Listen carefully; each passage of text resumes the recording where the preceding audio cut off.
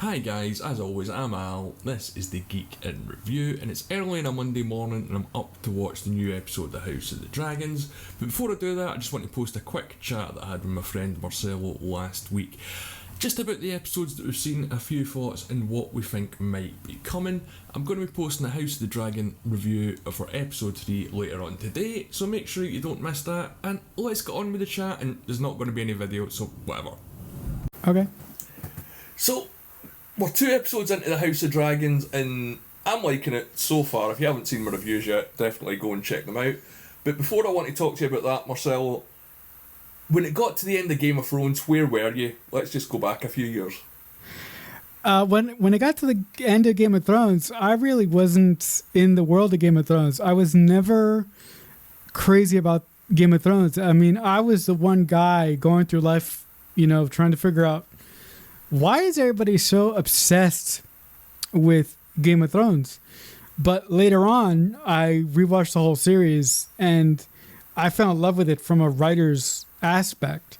So once I got to the end of Game of Thrones, I was severely disappointed with what Benioff and Weiss did with the final season of Game of Thrones. And if you've followed if you've been on social media over the past couple of weeks, the author of Game of Thrones basically said in no few words that, Benioff and Weiss at the end of Game of Thrones just got tired and wanted to get it over with. That's why the last season was so short, and that's why it was so lackluster to a lot of us, because they were just exhausted.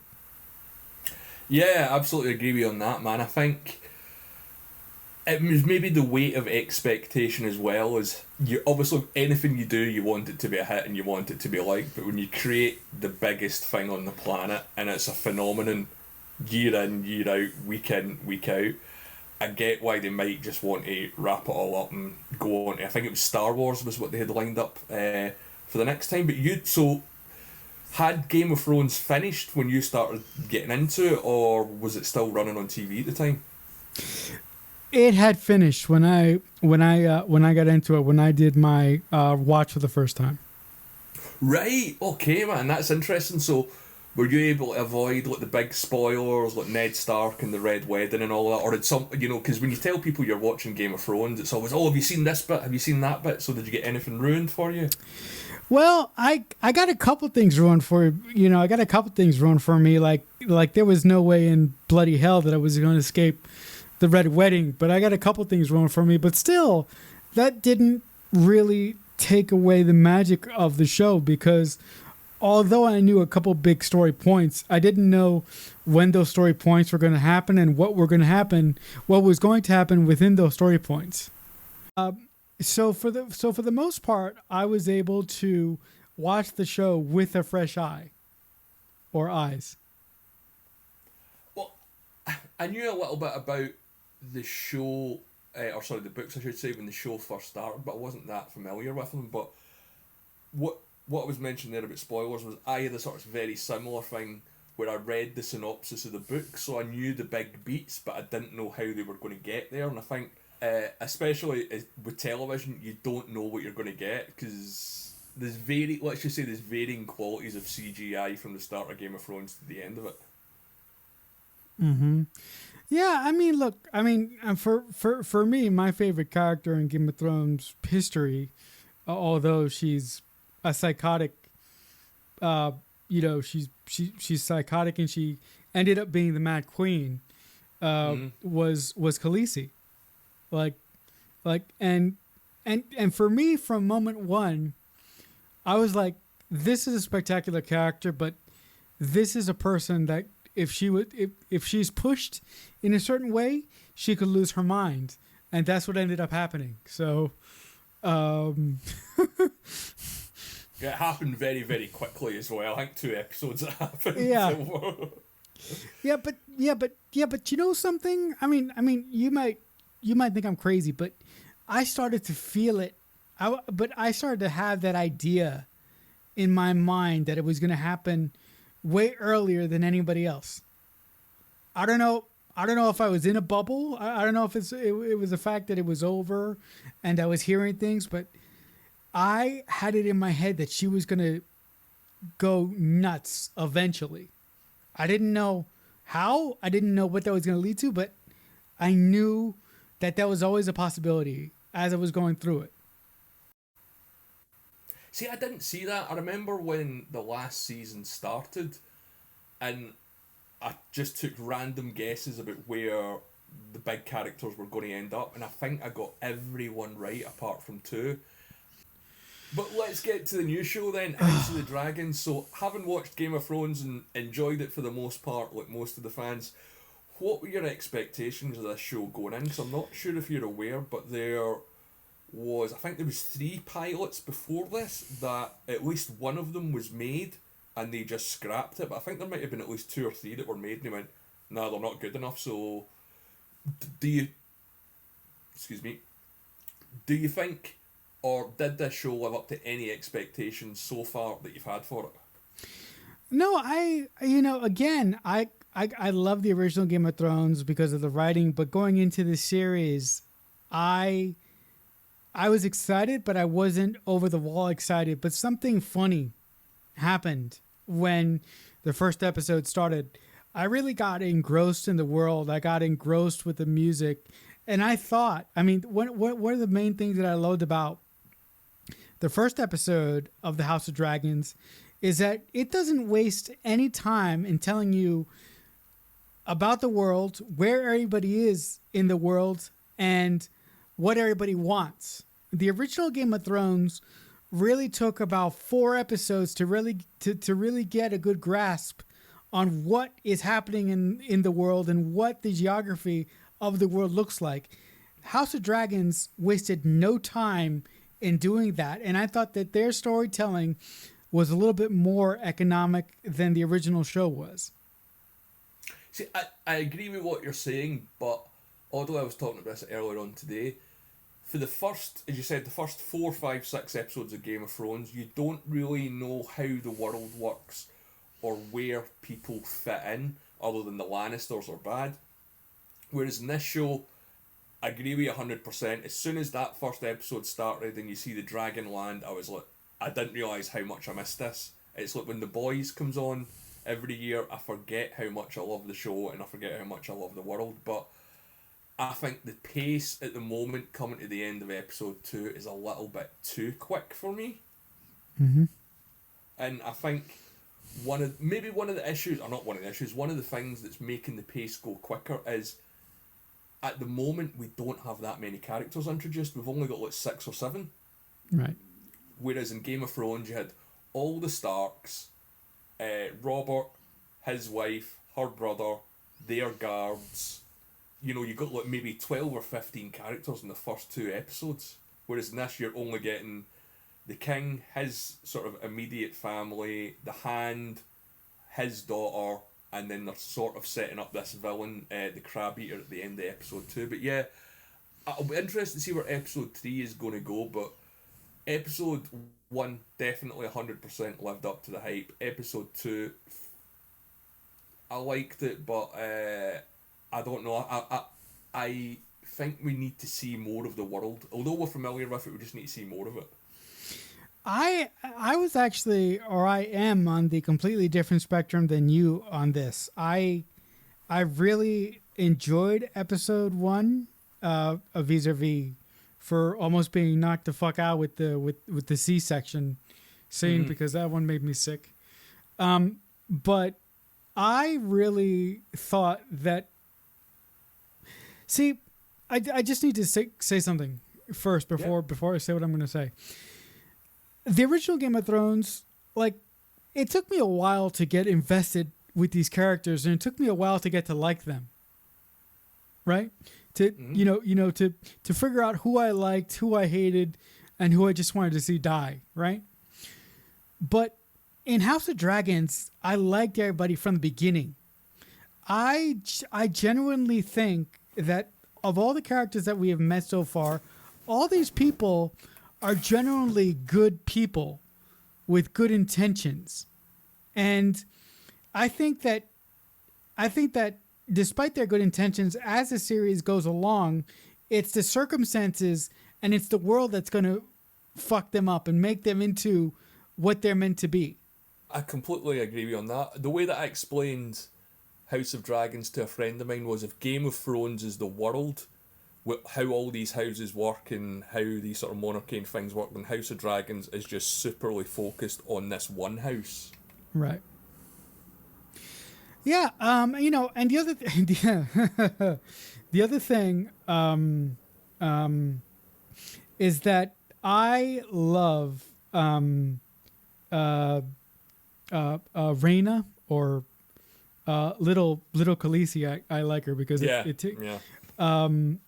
I really, really love her performance, and I love the performance of her best friend as well. So I'm really nervous what's going to happen in the next episode, because I think that we're gonna get some time travel. So we're gonna see older versions of these characters that we have been with for the lack of 2 episodes, at least when it comes to Rhaenyra and her best friend. So I'm really hoping that the older actresses that they get to play these characters are as good as their younger counterparts, because if they're not, that's gonna take a lot out of the show for me personally. Yeah, I completely agree with you on that. I'm not sure if everyone is aware that there is going to be time jumps and these 2 characters are going to get aged up. What I think's interesting is we don't really have a good handle at the moment on where Alicent is at. You know, she's getting lined up to marry the king, but is she doing it because it's something that she wants? Is she doing it, is it because it's what her father wants? Is she doing it because she wants to please her dad? We haven't really got that dynamic worked out or explained to us yet. I you know, to be honest, I think at this moment, I think that she just wants to do right by the hand of the king, vis-a-vis her father. I don't think that she has any idea of what is going to happen to her moving forward, and what what kind of disaster that's going to bring to her life. The moment where I really, really lost my shit, and you know, for those of you who've seen the episode, you might think it has something to do with 2 opposite sides standing on a bridge, but that's not the scene that I want to talk about. The scene that I want to talk about is when the king makes the decision to marry Rhaenyra's best friend, or to take her into marriage. The look of betrayal on Rhaenyra's face, and just the look of, motherfucker, you just did not say that you're going to marry my best friend, and the way that she just walked out without saying another word, I was like, oh shit, this is gonna get good now. So I'm really interested to see how that betrayal and that hatred plays throughout the rest of season 1. Cause in the pilot episode, the writer or the showrunner of House of Dragons did such a good job at defining their friendship, and to see how their friendship is going to come apart now because of this decision by the king is going to be fascinating to me.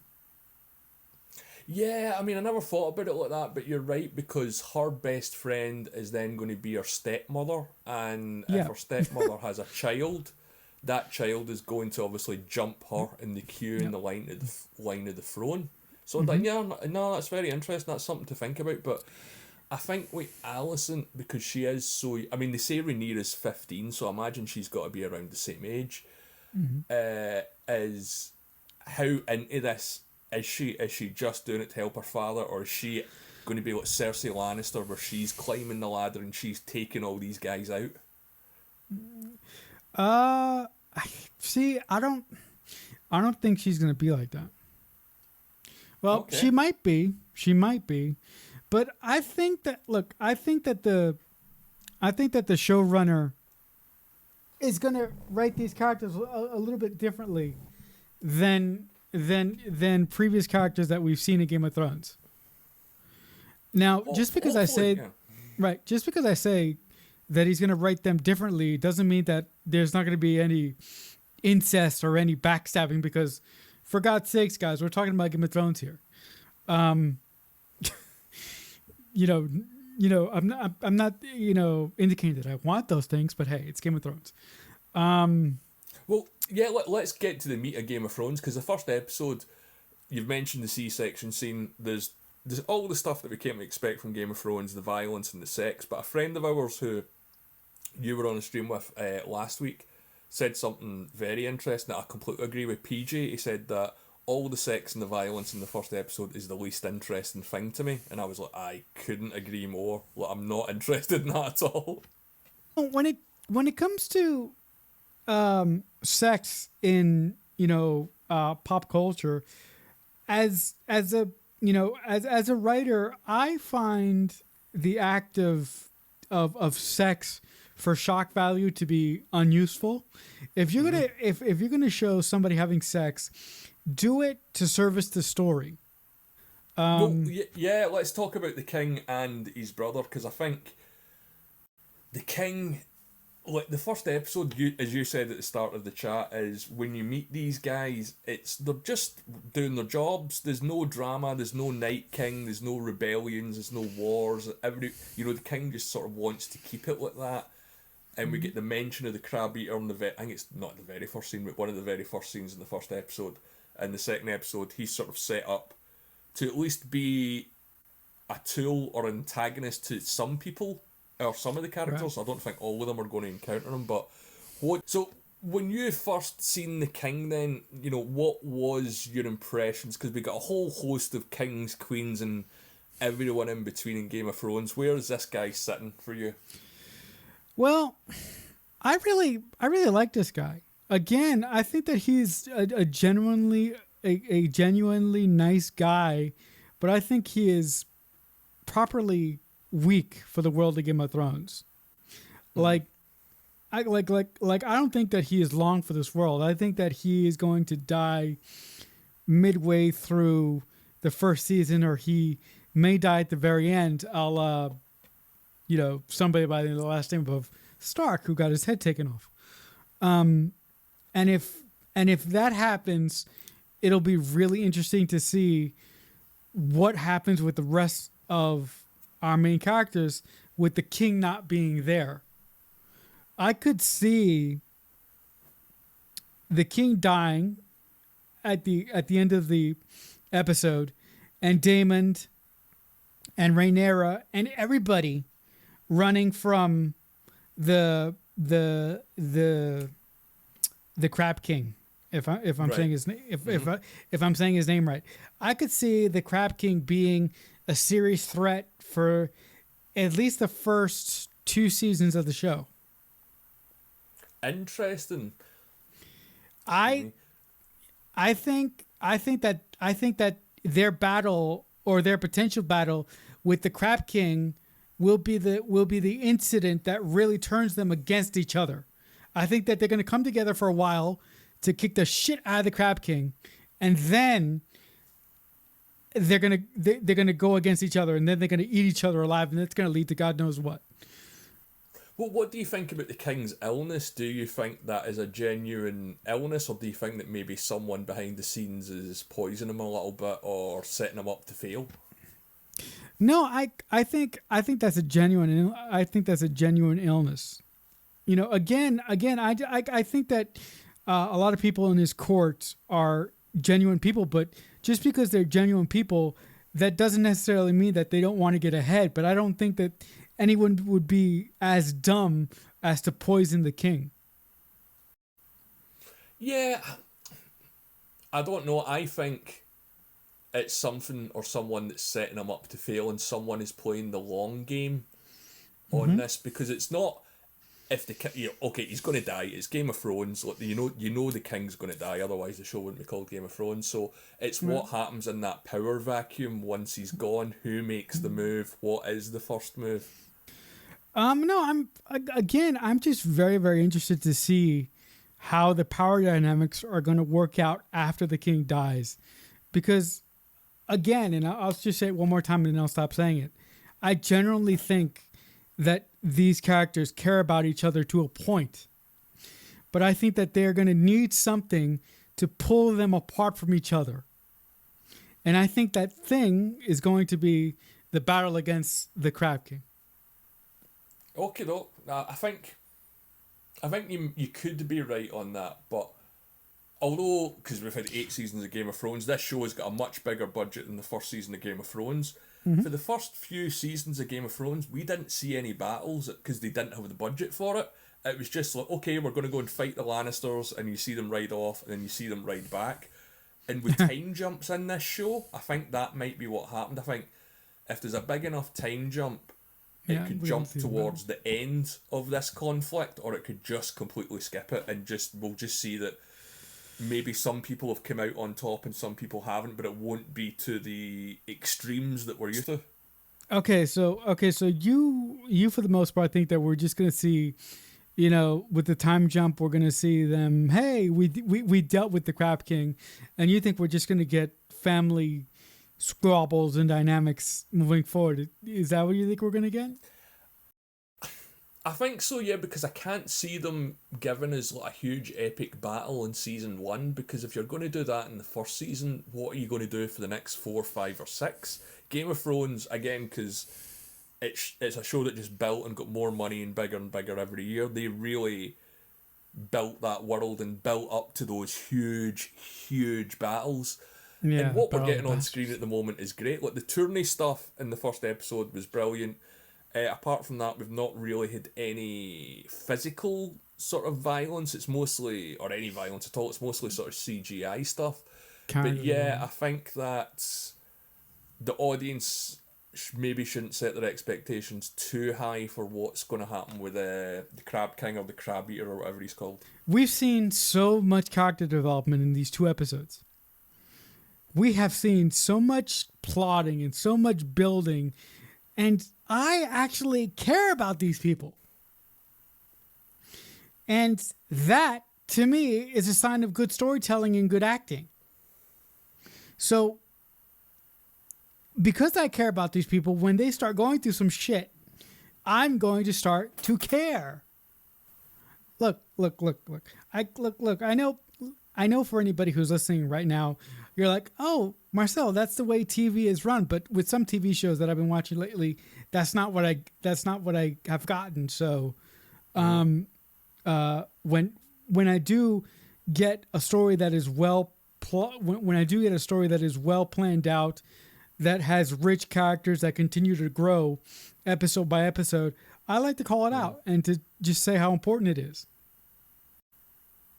No, yeah, I agree with you on that, but again, I think that, and I don't know if this is a conscious decision or it's just the way the original stories for this show or the books were written, but we don't have like a Brienne of Tarth, we don't have a Hound, we don't have a Jaime Lannister. There's all these sort of things that not yet. We're not yet, but we're brewing in the background in Game of Thrones, because the way that I sold Game of Thrones to someone was, I can't remember what episode it is. It's like episode 4 or 5 of the first season when they get to King's Landing and you see the throne room, and basically every person that's in the throne room gets some story, even like a tiny story throughout the whole 8 seasons, and I don't see that in this show yet. We're not really getting any B or C stuff. It's all like setting up for this big thing with they're going to fight this guy and alliances are going to be formed. So I'll be honest and say I'm missing that. I think it's missing a little bit of depth for me. You know what? I think the reason why I like it, why I've liked these last 2 episodes a little bit more than you, if I just could say that for a second. Mm-hmm. I seem to like the laser focus on this one particular family, right? Right. Yeah. The Targaryens, right? And I like the fact that for now it seems to be focused on just them and what they may be dealing with in the future with the Crab King. If I'm right, I'm probably not, but if I'm right, it would just be cool to see. Well, I think we've put it off long enough. We need to talk about the man himself, Matt Smith, Daemon Targaryen. I love Matt Smith. I've loved him in The Crown. I've loved him in Doctor Who. I've seen him in a few other things. Basically every TV show the guy's in's brilliant, and every movie the guy's in's fucking terrible. But yeah, what did you think of Daemon in these first two episodes? The introduction, the obviously antagonist behaviour that he's got with the rest of the people in the court. In these first two episodes, are just eating this. I think he is eating the scenery. I think he is one of the best actors on the show so far. His dynamic with Rhaenyra is wonderful. And the fact that she is basically the only person that could have that stopped him from basically possibly barbecuing the hand of the king and his soldiers was fantastic. But again, I think the fact that he cares a little bit too much is going to cost him in the long run. Right, I agree with you a little bit, but from the opposite end, I think the king's love of his brother is what's going to cost the king, because in these first two episodes, especially the second episode when he steals the egg and they're having the whole conversation about what they're going to do with it, right? A lot of people are just basically saying get rid of him, and the king's defense is I can't, he's my brother, and it's not because of how it would look, it's because he cares about him. Right. I think Damien's downfall is going to be something else. If it's not Rhaenyra, it's going to be something for Rhaenyra. And the king's downfall, I think, is just going to be his illness. I don't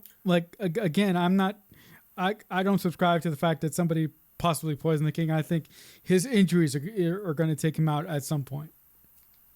Well, one thing I think we've kind of overlooked, it just occurred to me there, is let's safely say when the king dies, because again, we both know it's going to happen at some point. We've just focused on these two Targaryens, but he's going to have a wife, so what if she wants to run for power? Or what if her dad wants to keep her on the throne? Otto Hightower. See, that's going to be the problem. When the king dies, the main problem is going to be between Rhaenyra, Alice, and Hightower, the hand of the king. That's going to be the problem. So again, I think that is going to be the focal point of the show once they deal with something else that I've already speculated. So I think that's going to be the emotional push of the show for a few seasons. I don't know what that's going to bring. I don't know what drama that's going to bring, but I think that's going to be the emotional through line that we're all going to cling on to, and we're all going to choose sides based on that conflict. Obviously, as I mentioned a moment ago, the power vacuum is always the thing that's interesting, but right. In the second episode, when the king is getting set, or seemingly getting to be set up with a wife, they want him to marry one of his relations, and we're not going to get too into it, but if you've seen the second episode, you know it's a little girl, right? Okay? Yeah. Stuff like that happened historically, but I said this to my girlfriend when I finished the first episode. I went, the way that everyone wins here is Daemon marries his niece, because she becomes queen, he becomes king, and the Targaryens keep on going. Oh, wow. Okay. That's interesting. That is very, very interesting. But the reason why I don't think it's going to play out like that is because of Game of Thrones. Oh, yeah. And I think that might be suggested, or someone will maybe try and maneuver it, but one of them is going to do something that's going to piss the other one off so much they're not going to want to get involved with that. Right. But again, I think that what all these people want, power, ultimately, what they all want is power and control, right? Mm-hmm. Whatever happens to them, at the end of their story, the fact that they wanted power, that's not going to matter at all, right? That's not going to be the point of their arc. That's what I think is going to happen, because I mean, not to go back to the original show, but I have to go back to the original show for a second. In the very last episode, what do? Right? they burned down the throne. They burned down the one thing that everybody wanted. Right? And the one guy that should have had it said, I don't want it. It's not for me. Right? Yeah. So I think that whatever happens from here on in, these people are going to be driving towards something that in the end doesn't matter at all. Yeah, I mean, obviously it's a prequel. We know how it ends. Yeah, it's for every character, but yeah. Yeah, not everyone's going to get what they want. We know we know whatever happens, Targaryens remain in power up until the event of Game of Thrones anyway. Yeah. Yeah, like I said, if I'm with you on anything in this conversation, I am really just I cannot wait to see how the power dynamics are going to play out between Rhaenyra and her best friend. That's what I'm most interested in, and that's what I think is going to be the crux of the show moving forward. And Daemon and his brother, I'm fascinated to see how that is going to how that is going to progress until he ultimately dies, and then of course the Crab King, which I've been I've spun an entire theory throughout the course of this video on the Crab King.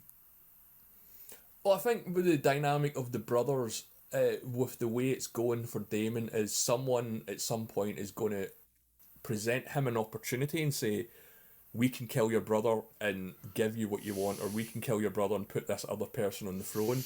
And he's going to have to make the decision of, do I just get rid of him to get what I want and I'll live with the consequences, or do I just bide my time and hope that he fucks up enough and someone else kills him? Yeah, but also, but